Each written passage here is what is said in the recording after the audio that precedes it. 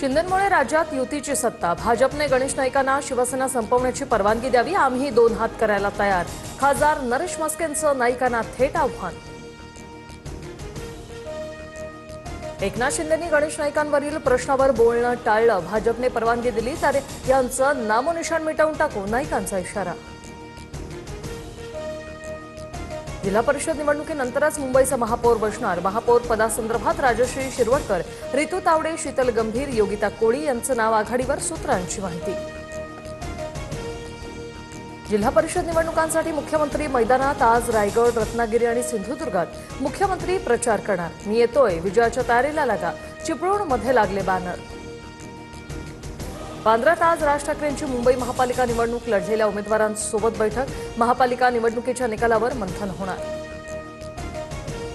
मुंबईत भाजप शिवसेना एकत्र गटनोंदणी करणार. भाजपकडे गटनेतेपद तर शिवसेनेला प्रतोद पद देण्याचा विचार. भाजपचा शिंदेंच्या शिवसेनेला प्रस्ताव.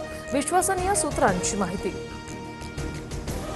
जळगावसह धुळे, येवला आणि नाशिकच्या नांदगाव तालुक्यात अवकाळी पावसाची हजेरी. सोसाट्याच्या वाऱ्यासह अचानक आलेल्या पावसामुळे चाकरमान्यांची तसंच नागरिकांचीही तारांबळ. तर धुळ्यात गारपिटीमुळे केळी, पपई, गहू पिकांचं मोठं नुकसान. सिंगर अरिजित सिंगकडून निवृत्तीची घोषणा. अनेक चाहत्यांना धक्का. पुढे एक लहान कलाकार म्हणून शिकत राहील, अरिजितची सोशल मीडियावर पोस्ट. विद्यार्थ्यांमधील जातीय भेदभाव मिटवणाऱ्या यूजीसीच्या नव्या नियमावरून वाद.